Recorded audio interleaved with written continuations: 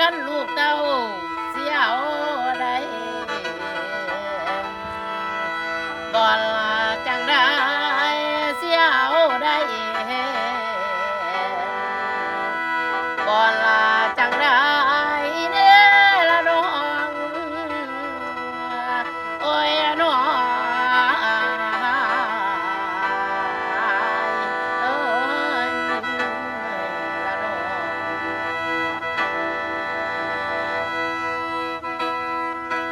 เอาล่ะมาบัดนี้สุดแต่ลำทั้งสนันทั้งยา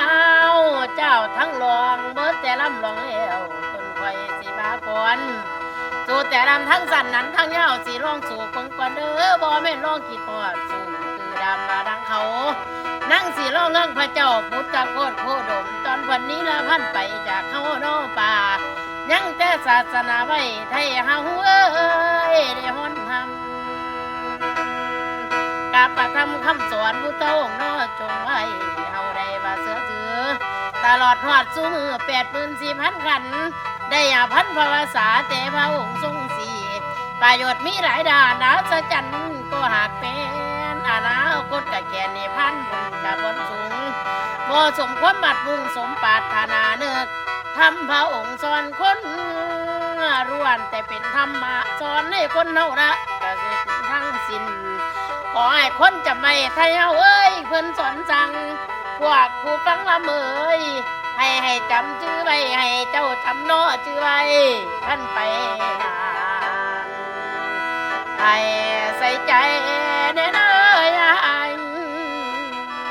โอ้ยนอนนอโอ้ยละนอน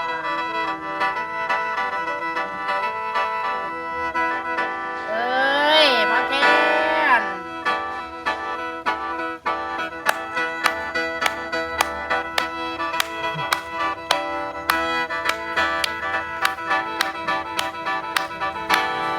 จังหวะละพี่หมอลำจังหวะละพี่หมอลำสู้แต่ลำทั้งสลักนั้นทั้งยาวกันจ้าทั้งโลเบอร์แต่ลำต้องเล่วมาเตยเป็นไปกันเฮามาลำทั้งเตยเฮามาลำทั้งเตยกันจังเลยกันเตยไวมาลำเตยเริ่มพามาก็พามาลำโพดเป็นไปกันเอามาเอามาเถิดพี่ยามาเต้นลำเพลินเลิกเกินมาเต้นลำเพลินด้วยกันเถิดพี่จะให้ของนี้เป็นของรางวัลจะให้ของนี้เป็นของรางวัลเอามันเอามั